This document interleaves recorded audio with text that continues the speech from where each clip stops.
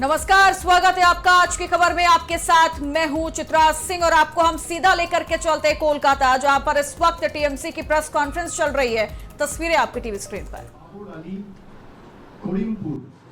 অভিনেতা সোহম চক্রবর্তী, তেহট্ট, দিলীপ পোদ্দার, পলাশীপাড়া, রুকবানুর রহমান, কালীগঞ্জ, আলিফা আহমেদ, নাকাশিপাড়া, কল্লোল খাঁ, চাপড়া, জেবের শেখ, কৃষ্ণনগর উত্তর, অভিনব ভট্টাচার্য, নবদ্বীপ, পুণ্ডরিকাক্ষ সাহা, কৃষ্ণনগর দক্ষিণ, উজ্জ্বল বিশ্বাস, শান্তিপুর, ব্রজকিশোর গোস্বামী, রানাঘাট উত্তর পশ্চিম, তাপস ঘোষ, কৃষ্ণগঞ্জ, সমীর কুমার পোদ্দার, রানাঘাট উত্তর পূর্ব, বর্ণালী দে রায়, রানাঘাট দক্ষিণ, ডক্টর সৌগত কুমার বর্মন, চাকদা, শুভঙ্কর সিংহ, কল্যাণী, ডক্টর অতীন্দ্রনাথ মণ্ডল, হরিণঘাটা, ডক্টর রাজীব বিশ্বাস, বাগদা, মধুপর্ণা ঠাকুর, বনগাঁ উত্তর, বিশ্বজিৎ দাস, বনগাঁ দক্ষিণ, ঋতুপর্ণা আঢ্য, গাইঘাটা, নরোত্তম বিশ্বাস, স্বরূপনগর, বীণা মণ্ডল, বাদুরিয়া, বুরহানুল মুকাদ্দিম, লিটন, হাবড়া, জ্যোতিপ্রিয় মল্লিক, অশোকনগর, নারায়ণ গোস্বামী, আমডাঙ্গা, পীরজাদা কাসেম সিদ্দিকী, বীজপুর, সুবোধ অধিকারী, নৈহাটি সনদ দে, ভাটপাড়া অমিত গুপ্তা, জগদ্দল সোমনাথ শ্যাম, নোয়াপাড়া শ্রীরাঙ্কুর ভট্টাচার্য, ব্যারাকপুর রাজু চক্রবর্তী, রাজ চক্রবর্তী ডিরেক্টর প্রযোজক, খড়দা দেবদীপ পুরোহিত, দমদম উত্তর চন্দ্রিমা ভট্টাচার্য, পানিহাটি তীর্থঙ্কর ঘোষ, কামারহাটি মদন মিত্র, বরানগর সায়ন্তিকা ব্যানার্জি, দমদম ব্রাত্য বসু, রাজারহাট নিউ টাউন তাপস চ্যাটার্জি, বিধাননগর সুজিত বোস, রাজারহাট গোপালপুর অদিতি মুন্সি, মধ্যমগ্রাম রথিন ঘোষ, বারাসাত সব্যসাচী দত্ত, দেগঙ্গা আনিসুর রহমান, বিদেশ হাড়োয়া মোহাম্মদ মুফতি আব্দুল মাটিন অর্থাৎ মাটিন সাহেব,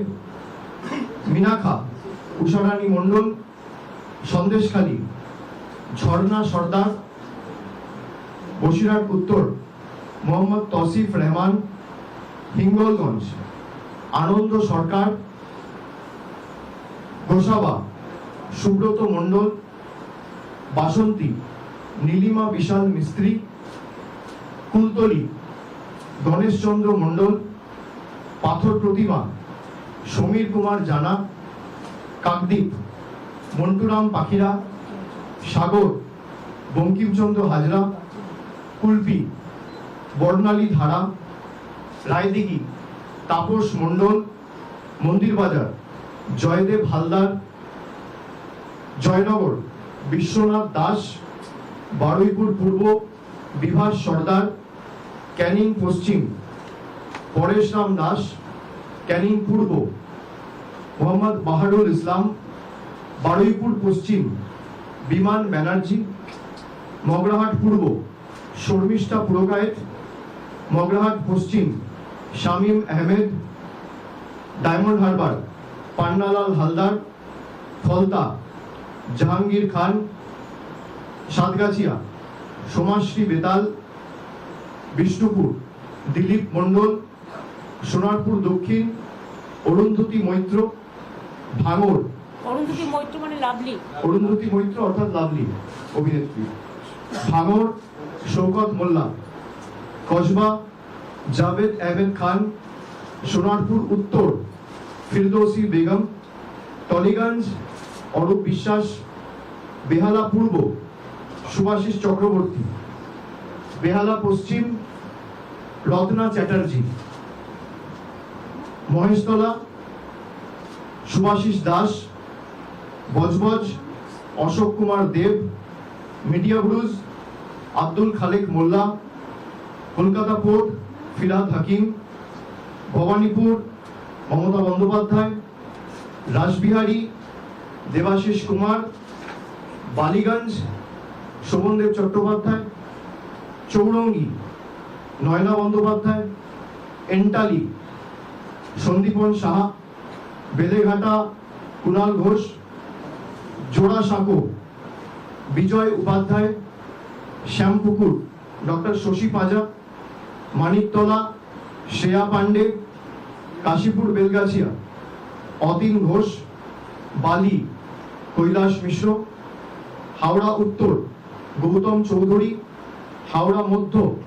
অরূপ রায়, শিবপুর ডক্টর রানা চ্যাটার্জি,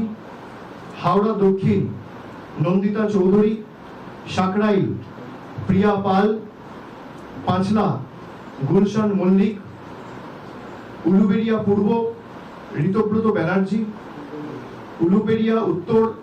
বিমল কুমার দাস, উলুবেড়িয়া দক্ষিণ পুলক রায়, শ্যামপুর নাদেবাসী জানা, বাগনান অরুণাভ সেন রাজা, আমতা সুকান্ত পাল, উদয়নারায়ণপুর সমীর কুমার পাঁজা, জগৎবল্লভপুর সুবীর চ্যাটার্জি, ডোমজুর তাপস মাইতি, উত্তরপাড়া শীর্ষান্ন বন্দ্যোপাধ্যায়, শ্রীরামপুর তন্ময় ঘোষ, চাপদানি অরিন্দম গুইন, সিঙ্গুর বেচারাম মান্না, চন্দননগর ইন্দ্রনীল সেন, চুচুড়া দেবাংশু ভট্টাচার্য, বলাগড় রঞ্জন ধারা, পান্ডুয়া সমীর চক্রবর্তী, সপ্তগ্রাম বিদেশ বোস, চণ্ডীতলা সাথী খণ্ডকার, জাঙ্গিপাড়া স্নেহাশিস চক্রবর্তী, হরিপাল করবী মান্না, ধনিয়াখালী অসীমা পাত্র, তারকেশ্বর রামেন্দ্র সিংহ রয়, পুরসুরা পার্থ হাজারি, আরামবাগ মিতা বাগ, গোঘাট ডক্টর নির্মল মাঝি, খানাকুল পলাশ রায়, তমলুক দীপেন্দ্র নারায়ণ রায়, পাঁশকুড়া পূর্ব অসীম কুমার মাঝি, পাঁশকুড়া পশ্চিম সিরাজ খান, ময়না চন্দন মণ্ডল, নন্দকুমার সুকুমার দে, মহিষাদল তিলক চক্রবর্তী, হলদিয়া তাপসী মণ্ডল, নন্দীগ্রাম পবিত্র কর, চণ্ডীপুর উত্তম বারিক, পটাশপুর পীযূষ পান্ডা, কাঁথি উত্তর দেবাশিস ভূঁইয়া লালু, ভগবানপুর মানব পড়ুয়া, খেজুরি রবীন্দ্রচন্দ্র মণ্ডল, কাঁথি দক্ষিণ তরুণ জানা, রামনগর অখিল গিরি, এগড়া তরুণ মাইতি, দাঁতন মানিক মাইতি, কেশিয়ারি রামজীবন মান্ডি, খড়গপুর সদর প্রদীপ সরকার, নারায়ণগড় প্রতিভা রানী মাইতি, সবং ডক্টর মানস ভুইয়া, পিংলা অজিত মাইতি, খড়গপুর দীনেন রায়, ডেবরা খড়গপুর রুরাল দীনেন রায়, ডেবরা রাজীব ব্যানার্জি, দাসপুর আশিস উদাইত, ঘাটাল শ্যামলী সর্দার, চন্দ্রকোনা সূর্যকান্ত দলুই, গড়বেতা উত্তরা সিংহ হাজরা, শালবনী শ্রীকান্ত মাহাতো, কেশপুর শিউলি সাহা, মেদিনীপুর সুজয় हाजरा, नयाग्राम। और ज्यादा जानकारी देखिए लेंगे पश्चिम बंगाल विधानसभा चुनाव से जुड़ी हुई सहेली दास हमारी सहयोगी सीधा जुड़ गई हैं कोलकाता से। सहेली, टीएमसी की भी लिस्ट अब देखिए जारी हो रही है, लेकिन अगर हम बीजेपी और टीएमसी का जिक्र करते हैं, कई लोगों का ये कहना है कि क्या इस बार ममता बनर्जी टीएमसी बीजेपी को फिर से पछाड़ पाएंगी? क्या स्थिति, क्या हालात इस वक्त वहां बने हुए हैं चुनाव को लेकर? देखिए, राजनीतिक विश्लेषकों का जो कहना है कि टीएमसी की तरफ जो वोट बैंक है वो छूट भी सकता है, क्योंकि राज्य सरकार की तरफ से बहुत सारी प्रकल्प, बहुत सारी योजनाएं यहाँ पे शुरू किए गए हैं, जो नित्य नतुन है, जो पहले से चल रहे थे, जो कन्याश्री है, रूपश्री है, जो अभी चालू हुए हैं, युवा साथी, इसके बाद जो देखिए स्वास्थ्य साथी है, बहुत सारे लक्ष्मी भंडार है, ऐसा बहुत सारे योजनाएं हैं जो वोट बैंक के लिए बहुत काम आ सकते हैं। और काफी सारी महिलाएं हैं, जो लक्ष्मी भंडार योजना है इसको लेकर महिलाओं में बहुत ही जोरदार जोश देखने को मिलता है। तो इसके लिए राजनीतिक विश्लेषक ऐसा ही जैसा ही कहना है उनका कि जो वोट बैंक है तृणमूल की ओर झुक भी सकते हैं, क्योंकि अगर हम देखें तो मुख्यमंत्री ममता बनर्जी फिर से एक बार भवानीपुर से लड़ने वाली है और जिसका आमने सामने होने वाला है भवानीपुर से उम्मीदवार, बीजेपी के उम्मीदवार शुभेंदु अधिकारी से। शुभेंदु अधिकारी जो एक विपक्षी दल नेता है, जो उसके साथ ममता बनर्जी के काफी सारे टक्कर होने की बहुत ही संभावना दिखे जा रहे हैं। और पहले से, चुनाव से पहले भी राजनीतिक मैदान में जब भी शुभेंदु अधिकारी खड़े उतरे हैं तब उन्होंने ऐसा ही वाक्यवान से ममता बनर्जी को, मुख्यमंत्री को एकेबारे रीतिमत तरीके से एकेबारे आक्रमणात्मक रूप से हटा दिया है। तो अब देखना ये है कि मुख्यमंत्री और विरोधी दल नेता, जो विपक्षी दल नेता है, उनके बीच के जो टकराव है भवानीपुर केंद्र से कितना होता है, क्योंकि अगर हम नंदनकान की इतिहास को के 2021 में 1956 वोट से मुख्यमंत्री वहां से हार चुकी थी। अब देखने वाली विषय ये रहेगा, देखने वाली दिलचस्प सबकी नजर टिके हुए है इस भवानीपुर से। ठीक है, लेकिन चूंकि टीएमसी की लिस्ट अब जारी कर दी गई है, एक बार फिर से ममता बनर्जी और शुभेंदु अधिकारी को हम लोग देखेंगे। अगर पुराने हालात की हम जिक्र करते हैं तो हमने देखा था कि किस तरीके से ममता बनर्जी और शुभेंदु अधिकारी को आमने सामने देखा गया था, और एक बार फिर से वही स्थिति और वही तस्वीरें सामने आएंगी। लेकिन क्या लगता है कि इस बार दांव पेच कितना अलग नजर आ सकता है अगर हम सिर्फ ममता बनर्जी और शुभेंदु अधिकारी का जिक्र करते हैं मैदान में? तो देखिए, मुख्यमंत्री आज जो बैठक हुआ है, जो प्रेस कॉन्फ्रेंस हुआ है, इसके नामों के लिस्ट से पहले ही उन्होंने कह दिया है कि भाजपा सरकार द्वारा निर्वाचन कमीशन, जो भाजपा कमीशन का आरोप लगाया गया है, निर्वाचन कमीशन को ऐसा ही तीव्र आरोप लगाया गया है मुख्यमंत्री की तरफ से। अब देखना विषय ये है कि मुख्यमंत्री पहले से ही सड़कों पर आंदोलन में उतर रही है। गण आंदोलन जो आम लोगों के लिए वो कंठ उठाती है, वो बात करती है आम लोगों के लिए। इस पूरे विषय के ऊपर अगर हम ध्यान दें तो मुख्यमंत्री आज भी वही कही है, जो बांगाली अस्मिता है, जो बांगाली जो भावावेग है, जो इमोशंस है बंगाली की, तो उसको लेकर इस चुनाव है। तो कोई भी भाजपा नेता अगर किसी भी तौर तरीके से किसी भी हालात में चाहे तो इस जगह फिर से एक बार टीएमसी की ही झंडा लहराएंगे, ऐसा ही कहा जा रहा है मुख्यमंत्री की तरफ से। अब देखना बाकी तो ये है कि बीजेपी भी पीछे नहीं हटी है, क्योंकि प्रचार अभी से चालू हो चुका है। कल ही उन्होंने 144 उम्मीदवार दे दिए हैं, तो आज मुख्यमंत्री फिर से एक बार लड़ने की जो ब्रेकिंग है वो आ चुकी है। और 291 सीट है जो टीएमसी की तरफ से दिया गया है और जीटीए की तरफ से 3 है, तो कुल मिलाकर 294 एक साथ ही, जैसा मैंने कहा था, जैसा पिछले बार में कहा था कि हो सकता है भाजपा तरफ से और वाम मोर्चा की तरफ से पहले लिस्ट आ जाए, पर पूरी की पूरी लिस्ट टीएमसी की तरफ से ही आने वाली की बहुत संभावना है, और उस संभावना में ही रीतिमत तरीके से शिलमुहर पड़ गया है। अब देखने बाकी ये रहेगा कि इस जो चुनाव में एसआईआर को लेकर जो भी इश्यूज खड़े हुए हैं, अभी भी 40 लाख के जो अंडर एडजुडिकेशन है उसका निष्पत्ति नहीं हुआ है। बार बार मुख्यमंत्री यही कह रही है। आज भी उन्होंने ऐसे ही कहा कि अभी भी एक के अराल से जो इंद्रजीत लड़ाई करते थे मेघों के अराल से, ऐसे ही प्रधानमंत्री को कटाक्ष करते हुए कहा कि आमने सामने आइए, प्रचार के मैदान में आइए, आमने सामने लड़ाई हो, राजनीतिक तौर तरीके से लड़ाई हो। ऐसे चुनाव से पहले ऐसे एसपी को, सीपीएस को, जो बहुत सारे जो पुलिस अधिकारिताएं हैं, जो मुख्य सचिव है, गृह सचिव है, इसको हटाकर इस पूरे चुनाव में जो स्थिति उत्पन्न किए गए हैं, पूरे आरोप लगाया गया है मुख्यमंत्री की तरफ से भाजपा और भाजपा कमीशन, मतलब निर्वाचन कमीशन के ऊपर। ऐसे भी कहा गया है कि निर्वाचन कमीशन जो ऐसा आरोप, ऐसा काम कर रहे हैं, ऐसा स्थिति उत्पन्न कर रहे हैं, इसके बाद अगर कोई प्रतिकूल परिस्थिति उत्पन्न हो जाए, जो अनवांटेड घटनाएं घट जाए, इसको लेकर कौन जिम्मेदार होगा? अगर कोई बिजली की समस्या हो या फिर कोई पानी की समस्या हो या फिर कोई ऐसा नेचुरल डिजास्टर हो जिनके बारे में जो प्राक्तन थे, जो मुख्य सचिव, गृह सचिव, जो आईपीएस ऑफिसर्स थे, जो डीजी थे, जो सीपी थे, उनको इस पूरे विषय के बारे में प्रबल तरीके से बहुत ही जानकारी था। तो पर अगर कोई नया आए तो उनको इस तौर तरीके से जानने के लिए भी समय लगेगा। तो अगर कोई नेचुरल डिजास्टर हो तो कौन संभालेगा, और इसका पूरा दाय लेना पड़ेगा भाजपा और निर्वाचन कमीशन को। कोई भी मुख्यमंत्री के ऊपर आरोप नहीं लगा सकता, ऐसा पूरे आक्रमणात्मक रूप से पूरे कहा गया है मुख्यमंत्री की तरफ से। ठीक है, ये तो एक अलग लड़ाई इस वक्त पश्चिम बंगाल में छिड़ी हुई है सहेली, लेकिन सवाल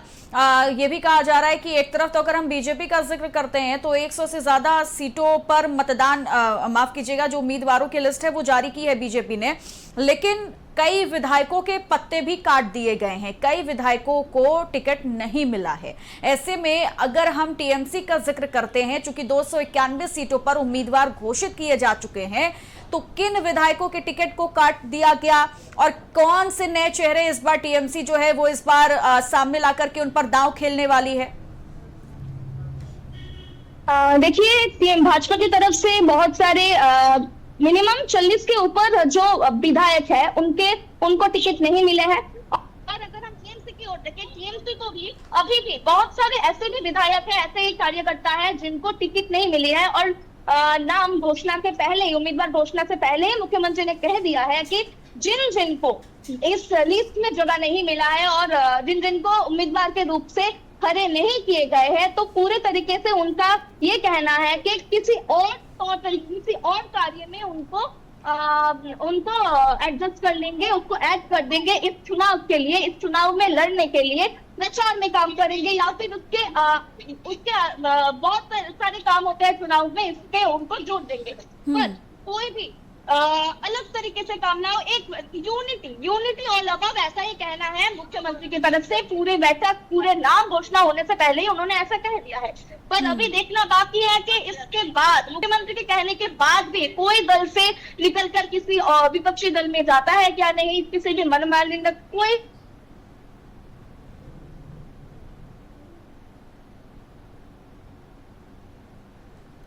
টুকটাক চলবে, আরো দলের তো কর্মসূচি ঠিক করতে হয়,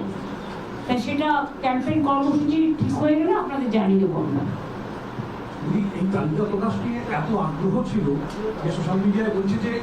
আর কোথাও কোনো দল কি এত আগ্রহ ছিল না, এটা কি প্রথমেই কয়েক পদক এগিয়ে দিল আপনাদের এবং জয়ের ভিত্তি স্থাপন হলো?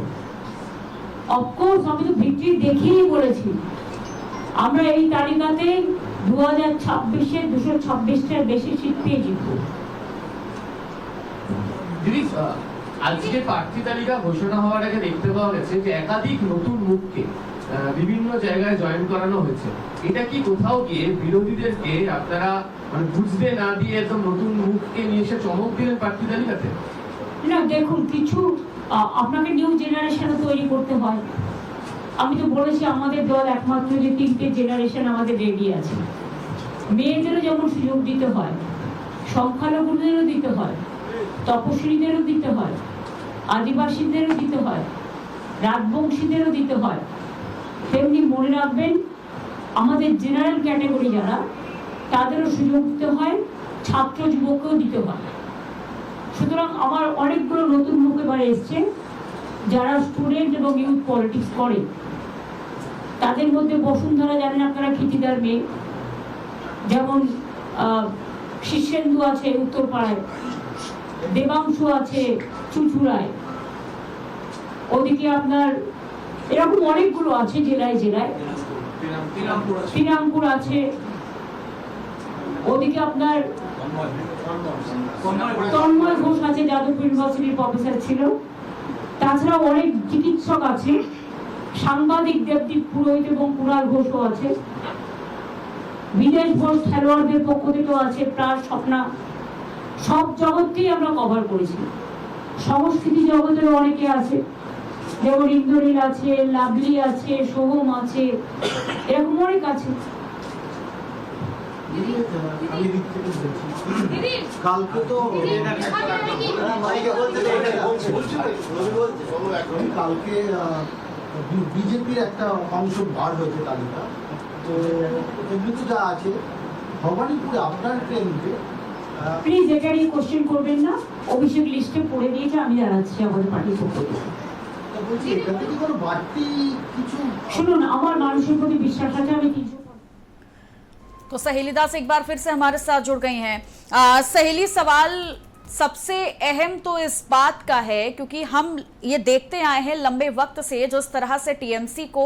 फिर चाहे अल्पसंख्यकों का जिक्र किया जाए, सरकारी योजनाओं के जितने भी लाभार्थी हैं उनका जिक्र किया जाए या फिर महिलाओं का जिक्र किया जाए, लंबे वक्त से इन लोगों का समर्थन ममता बनर्जी को, टीएमसी को मिलता जा रहा है। और जब इन लोगों का जिक्र होता है तो हम दूसरे फेज का जिक्र करेंगे क्योंकि दूसरे फेज में वो सीटें आती हैं जिसमें सबसे ज्यादा सीटें टीएमसी के खाते में पिछली बार के चुनाव में भी गई थी और इस बार भी बहुत टफ कंपटीशन है। तो क्या लग रहा है इस बार का जो दूसरा फेज होगा वो किस तरीके से रहने वाला है? महिलाओं का, अल्पसंख्यकों का और सरकारी योजनाओं के जितने लाभार्थी हैं उनका इस वक्त क्या सोचना है और क्या कुछ माहौल है उनका इस चुनाव को लेकर? देखिए, अगर हम महिलाओं की ओर देखें, जो लक्ष्मी भंडार प्राप्त होते हुए जो लाभार्थी है, जो युवा साथी प्रकल्प से जो बहुत सारे युवा युवती इन प्रकल्प से, योजनाएं से जुड़ी हुई है, उनका यही कहना है कि वो फिर से एक बार मुख्यमंत्री ममता बनर्जी को ही अपने मुख्यमंत्री के रूप से चुनी जाएंगी और पूरी तरीके से उनको ही समर्थन किए जाएंगे, क्योंकि ऐसा कहना है कि जितने भी उम्मीदवार है, जितने भी ये है उम्मीदवार दिए गए हैं मुख्यमंत्री की तरफ से, उनके ऊपर उनका विश्वास है और भाजपा की तरफ से जो भी दिए गए हैं इनको ऊपर बहुत ही कटाक्ष किए जा रहे हैं। मुख्यमंत्री ने भी जो भवानीपुर केंद्र से खड़े हुए हैं भाजपा के उम्मीदवार शुभेंदु अधिकारी, इसके ऊपर जवाब देने से इनकार कर दिया है। तो अब देखने वाली विषय तो यही रहेगा कि पूरे विषय में अब स्थिति बहुत ही गंभीर हो रखी है और भाजपा जो उम्मीदवार है, जो युवाएं हैं, जो महिलाएं हैं, जो कन्याएं हैं, जो लाभार्थियां हैं इस योजनाओं के अंदर है, मुख्यमंत्री राज्य सरकार की जो योजना है, तो उनको तो उनके ऊपर उनके बहुत से जो आंसर आ रहा है, जो उत्तर आ रहा है, तो यही कह रहा है कि मुख्यमंत्री को ही वो फिर से एक बार बंगाल में चाह रही है और फिर से एक बार हरे रंग की जो मतलब तीन राज्य सरकार की ही झंडा लहराएंगी। कितना ठीक है, लेकिन ये बात भी भूलने वाली नहीं है कि अगर हम पिछले चुनाव का जिक्र करें और इस बार का भी देखें तो कई ऐसी सीटें हैं जहां पर भगवा रंग भी हम लोगों को दिखाई दिया था पिछले बार के चुनाव में। तो क्या लग रहा है इस बार भी वही स्थिति होगी या फिर बीजेपी के लिए उससे अच्छी तस्वीरें इस बार बनती हुई, पेश होती हुई दिखाई दे रही है या फिर कंपटीशन बहुत ज्यादा टफ दिखाई दे रहा है? देखिए, इस बार का चुनाव बहुत ही टफ होने वाला है, बहुत ही तगड़ी होने वाला है, क्योंकि अभी भी एसआईआर प्रोसेस कंप्लीट नहीं हुआ है। भाजपा की तरफ से भी ये कहा गया था नो एसआईआर नो वोट, मुख्यमंत्री की तरफ से भी ये कहा गया है कि नो एसआईआर नो वोट। तो अभी जो जब निर्वाचन कमीशन की तरफ से चुनाव की तारीख घोषणा हो चुकी है, उम्मीदवार की लिस्ट घोषणा हो चुकी है, अब प्रचार भी शुरू होने वाले हैं। भाजपा और वाम मोर्चा की तरफ से अभी प्रचार शुरू भी हो चुका है, दीवार लिखन भी स्टार्ट हो चुके हैं और अभी अगर हम दीवार की ओर देखें तो जो टीएमसी कैंडिडेट्स अभी उम्मीदवारों के नाम दिए हैं उससे पहले ही दीवार लिखन स्टार्ट हो चुका था, सिर्फ और सिर्फ नाम ही लिखना बाकी ठीक है। अब अगर इतिहास देखें तो 2021 की तरफ अगर हम देखें तो उस वक्त मुख्यमंत्री मतलब राज्य सरकार की तरफ से बहुत सारी सीटें ऐसे भी जीती गई थी जिसमें भाजपा की तरफ से बहुत ही तगड़ी कंपटीशन दिया गया था। बिल्कुल, लेकिन 2021 के बाद अब 2026 में क्या कुछ होगा ये देखना काफी दिलचस्प रहेगा। बहुत बहुत शुक्रिया सहेली आपका तमाम जानकारी के लिए। तो ये बड़ी खबर हमने आपको बताई। आज देखिए टीएमसी की ओर से 291 सीटों पर अपने उम्मीदवारों की लिस्ट जारी कर दी गई है। इससे पहले बीजेपी ने भी अपनी लिस्ट जारी कर दी है, लेकिन अब सवाल ये है कि अगली लिस्ट बीजेपी की क्या होगी। लेकिन इस बार एक बार फिर से आपको ममता बनर्जी के सामने शुभेंदु अधिकारी नजर आएंगे, जो कि पिछले चुनाव में नजर आए थे। और इस बार भी ये लड़ाई जो है ममता बनर्जी और शुभेंदु अधिकारी के बीच की, वो भी बेहद दिलचस्प होने जा रही है। लेकिन इस बार के मुद्दे कौन से ज्यादा हावी रहने वाले हैं? और सबसे बड़ा सवाल यही है कि टीएमसी को लगातार महिलाओं का वोट मिला, अल्पसंख्यकों का वोट मिला, सरकारी योजनाओं के जितने लाभार्थी हैं उनका वोट मिला है। तो इस बार भी सत्ता पर काबिज क्या ममता बनर्जी हो पाती हैं, ये एक बड़ा सवाल है, या इस बार भगवा रंग में रंगता हुआ पश्चिम बंगाल दिखाई देगा, ये तो देखना काफी दिलचस्प रहने वाला है। लेकिन टीएमसी और बीजेपी लगातार सड़कों पर है और अपने अपने मुद्दों को लेकर महिलाओं को और पूरी की पूरी जनता को लुभाने की कोशिश में भी लगी हुई है। फिलहाल इस बुलेटिन में इतना ही। आप बने रहिए आज की खबर के साथ। नमस्कार।